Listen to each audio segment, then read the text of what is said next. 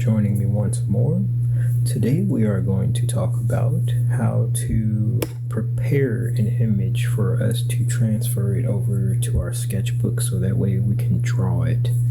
So this isn't necessarily something too important if you kind of paint and fix things up later, but if you're someone who draws and heavily relies on pencils and the things that you will end up shading later will show up in your final product, this is important.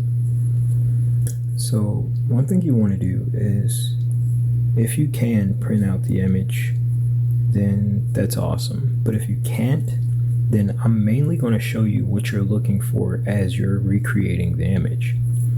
So you're looking for something called tonal value. You have these differences where things are pretty dark, and then you have places where it's kind of gray but not too gray.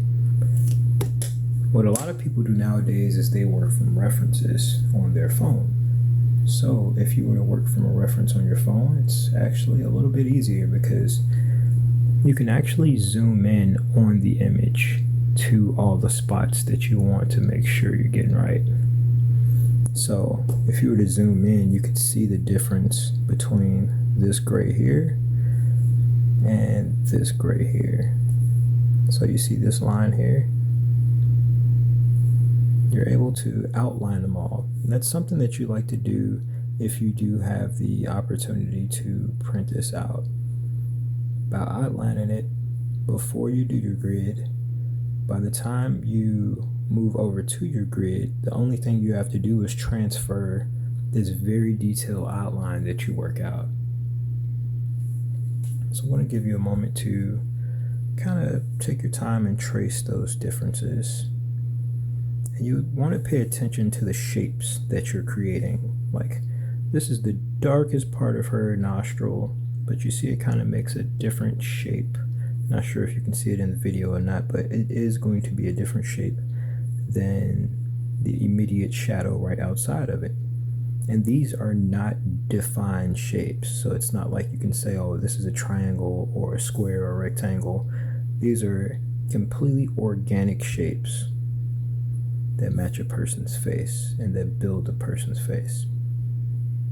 This is what creates the image that we all see before us with our eyes.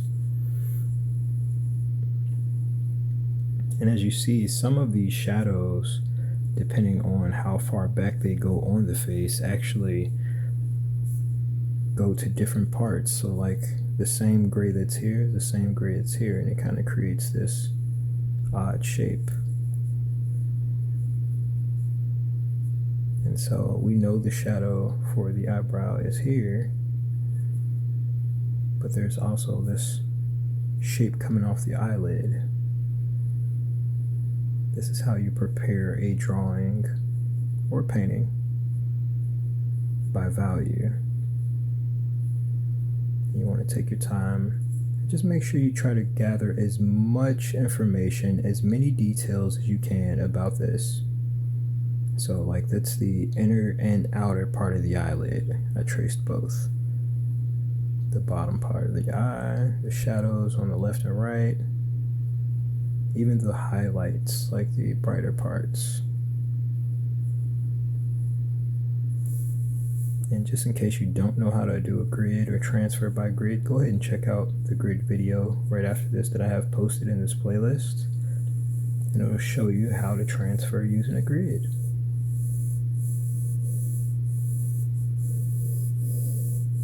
And this is how you can get pretty creative, because you can kind of pick and choose lines within the hair that would kind of, make shapes that resemble flames.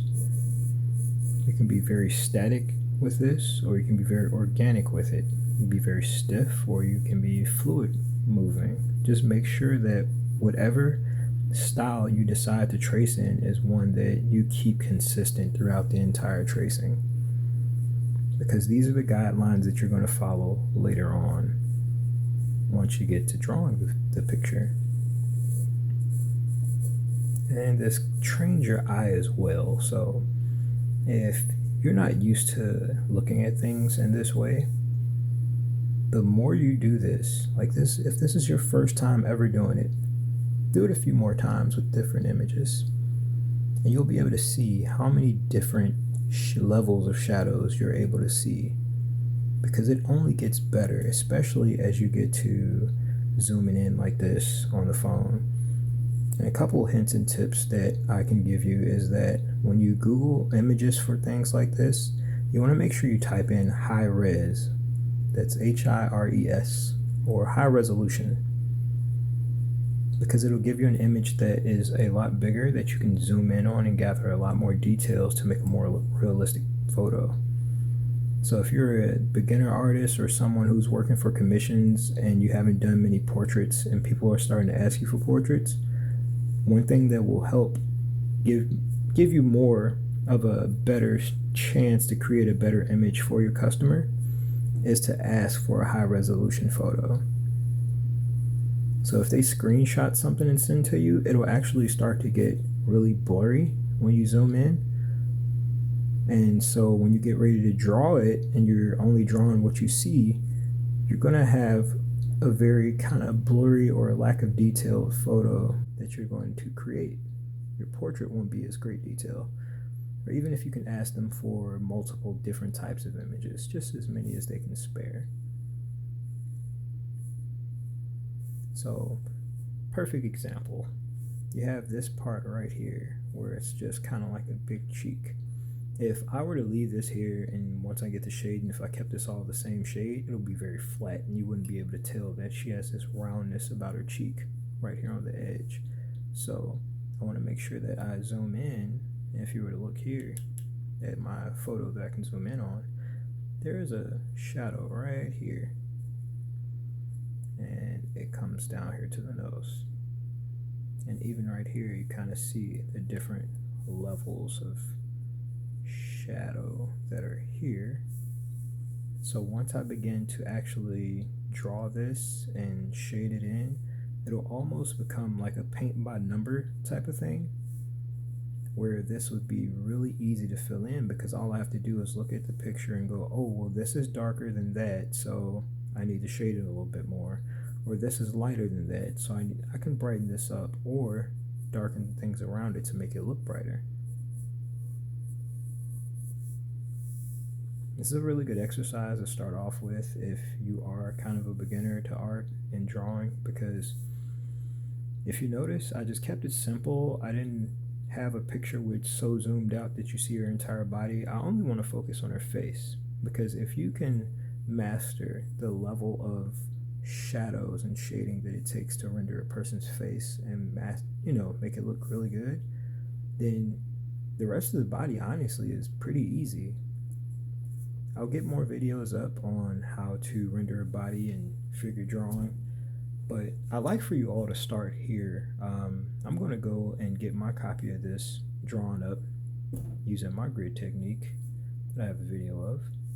I'll see you all in the next video where we can start shading it. I'll show you different techniques of how to shade this relatively quickly. And the more time you put into it, it'll look good, but I can at least get you a place to start that'll leave you with a happy product. Thank you all for your time. See you soon.